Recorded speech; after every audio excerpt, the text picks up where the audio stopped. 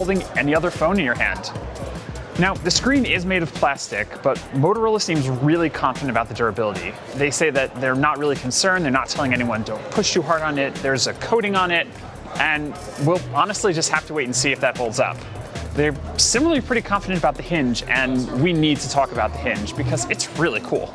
A lot of the other foldables we've seen have had these weird gaps or spaces, but Motorola is doing some weird, cool sliding stuff. There's multiple hinges, there's plates that slide and support the two halves of the screen, but the net result is that it's basically perfectly flat.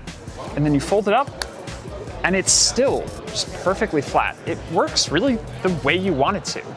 Now, again, we don't know if this hinge is gonna let dust in or whatever. It's honestly too early to say, but it looks really cool. One thing that's not here, at least so far, there's not really a visible crease, which is something that's shown up a lot with the other foldables, and Motorola's done a good job. And just let me be honest, guys, opening and closing it feels so good. You can just like flip it open, and there's your phone, snap it shut, hang up on calls. It's amazing. Like this is always how I want to hang up a phone. So what does make it a Razr? Well, Motorola says that it's focusing really big on design. It wants it to have that classic Razr look and feel. So it's got the chin. It's got the chin, it's got like the same curves and radius. It's got the same radius for the top earpiece. There's a big speaker hidden down here. The antennas are all there. And it's just something to hold on to. More modern, there's also a fingerprint sensor there because this is an Android phone in 2019 and it needs to have one of those.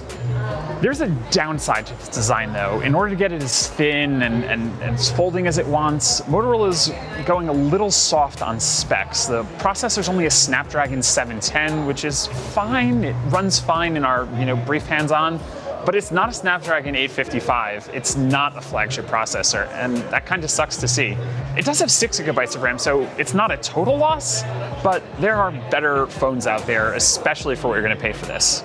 Another sacrifice to the design is the cameras. There are 2 cameras on here. There's